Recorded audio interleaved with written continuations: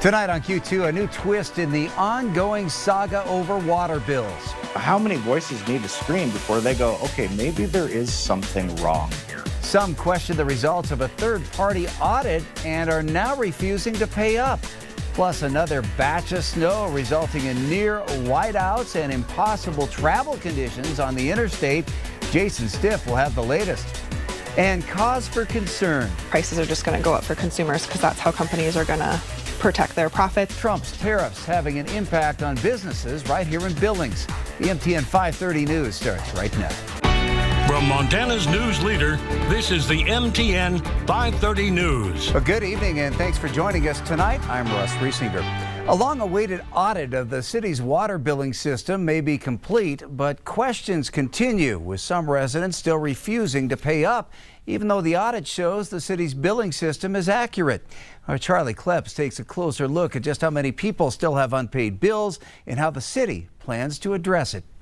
The audit's results are now complete and well documented, but that doesn't mean residents aren't worried every time they turn on their water that the correct usage isn't being tracked, and that's why they are planning to not pay their bills. Every bill has no consistency. When Scott Welter finally received his water bill late this summer after about a 2-month delay, something didn't make sense. It was just about 3 times higher than I normally pay. His bill, which the year before was roughly $300 for 2 months combined, was now over $400. I think it was just overcharging. That's all I can say. So Welter called the Public Works Department in search of answers. They said, well, you or your roommates are taking long showers. And I said, look, I don't have hair. I'm not lather, rinsing, and repeating. I am in and out in under 4 minutes, and I don't have a roommate. So there went that excuse. The city says Welter used 24,000 more gallons of water in 2024 compared to 2023. But Welters disagrees and decided to take action through inaction. I do not plan to pay it until there's some sort of resolution. His bill now sits at nearly $900 after months of not paying, and he isn't alone. There's a number of customers and or businesses who said, I'm not going to pay this until this gets figured out. City Administrator Chris Kukulski says there are currently 15,000 bills that are overdue by at least 31 days. That's close to 38% of total bills in the city. About 5,000 of those are overdue by 90 days or more. There will be a point that their utility will need to they'll need to be turned off. None of those overdue bills have led to penalties. However, Kukulski warns that will eventually change. We're going to give people several months' notice of that. We don't want to get into another summer cycle where that water usage is really high and people get themselves deeper and deeper into a hole. Kukulski suggests residents set themselves up with payment plans now that an audit has proven the city isn't overbilling, and he is encouraging residents with questions to meet with Public Works one-on-one. It's only right that we be patient, work with our citizens to earn back that trust. But Welter isn't buying it, still refusing to pay his bill. They got exactly what they wanted to see. They paid for it. They paid exactly what they wanted to see. So I don't really trust this whole audit. In Billings, Charlie Kleps, MTN News. A Forsyth woman is charged with embezzling $300,000 while employed as a deputy county treasurer in Rosebud County. Nancy Ann Beals has been charged with a felony, theft of property by embezzlement, after allegedly stealing out of the county's general fund. Starting in September of 2024, Rosebud County Treasurer Kathy Fehrenbruck began noticing errors in the department's accounting of oil and gas royalties. Those differences included royalty receipts not matching the attached pay stubs, and when confronted, Beals could not explain the error. Beals then met with Rosebud County Sheriff Ellen Fulton and confessed to taking the money and using it to assist her adult children. She told Fulton she believed she'd embezzled about $27,000 by adjusting incoming receipts. If convicted, Beals could face up to 10 years in prison. Well, cold and snow continue to lead to treacherous travel on the roadways. New batch of snow falling on those already slick roads in Billings this afternoon. And out on Interstate 90 near whiteout conditions in Bozeman, making travel nearly impossible between Columbus and Belgrade.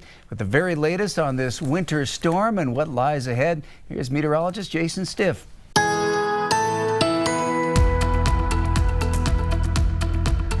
Yeah, fast-moving band of snow continues to move through parts of Montana, and now northern Wyoming had a good shot of snow from areas just east of Livingston toward Big Timber, Columbus, Laurel. Also in Billings had about an inch of rain over the course of an hour to an hour and a half, and have dropped the visibility from 10 miles down to about a quarter mile in short order as well. Still some lingering snow showers now just to the southeast of Hardin, also getting closer to Colstrip and Lame Deer, and a little bit of lingering snow shower activity between Glendive and the North Dakota border, but we are going to have a little bit less active weather for one day tomorrow. Today, with all the clouds and the snow, it wasn't very warm. We had a low once again of 3 degrees below zero in Billings, and we eked out 5 degrees for a high, but that's still 32 degrees away from where it's supposed to be. Going to let you know when the next round of snow is going to get here and how cold it's going to be coming up in a few minutes. China is now accusing the United States of making unfounded and false allegations about its role in the fentanyl trade to justify tariffs on Chinese products. The complaint comes one day after President Donald Trump raised border taxes on Chinese goods by 10%. And that move is creating some concern for many businesses, including several small businesses here in Billings. With more on that, here's our Haley Monaco. With President Donald Trump's 10% tariffs against China now in effect, goods imported from China will become more expensive, and one Billings business is preparing for the higher price tag.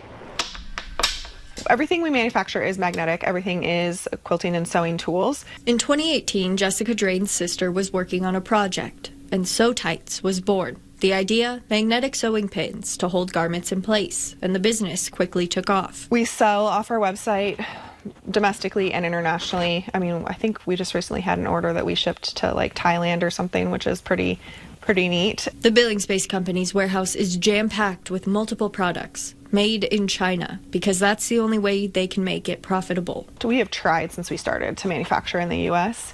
and our products, they're very simple, but there are really only a few places in the world that can manufacture them. The goods they get are now going to cost more. With the amount of product that we import, it would probably cost us $50,000 to $100,000 additional per year. That's not just something that a small business can necessarily just absorb. They aren't the only ones who could see the hit. China is a dominant producer of tech. It's still pretty fresh. A lot of parts, unfortunately, come from China. So that's, it's going to trickle down eventually to us. Billings Tech Guys owner Dylan Solberg says they don't buy directly from China, but knows some gets through. We have different distributors we go through, which are all U.S. based, but they'll get their parts from who knows where. From electronics, clothing, and car parts, customers will see the increase too. It's a 10% increase to us, but it's not going to be a 10% increase to the consumer.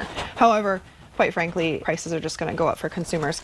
Sew Tights has enough product to not immediately increase prices, but if a deal with China is not made, the small business will have to raise the cost. Probably will be increasing prices in late spring as the trickles start to get bigger. In Billings, Haley Monaco, MTN News.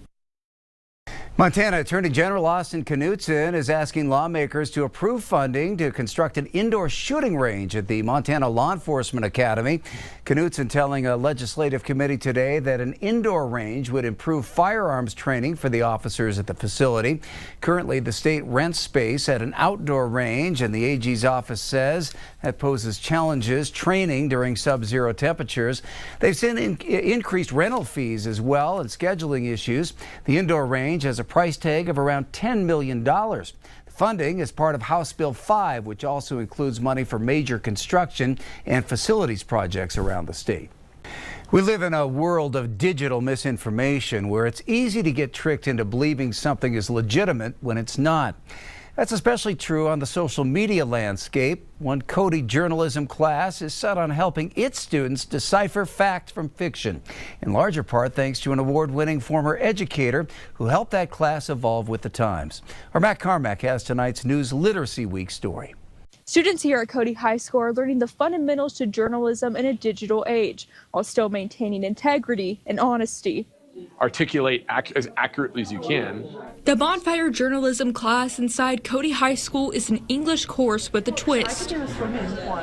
In this classroom, students work on storytelling through several mediums, including podcasts, social media, photography, and creative writing, along with traditional news articles. The students getting a chance to express their own creativity and interests. Alex Giacoletto is the current teacher. He understands writing and encourages that creative freedom. When you're interested in writing about something, it's a lot different than being made to write about something. I think it's definitely been super immersive. It's given us a lot of creative freedom. I think the idea that all of these people, they have an idea and then they want to publish it, and then we just get it done, we publish it into the school, and everyone can read it. I think that's just amazing and fun. And it's a class that certainly looks much different today than it did just a few decades ago.